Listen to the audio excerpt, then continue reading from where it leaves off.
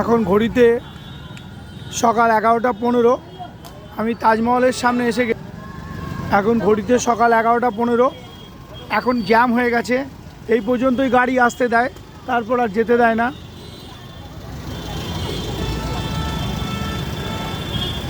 আজ মল দেখব।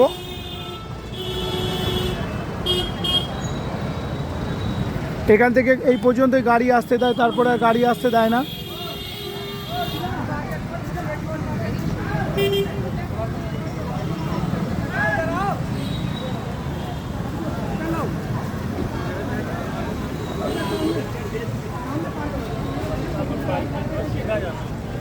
अरे भाई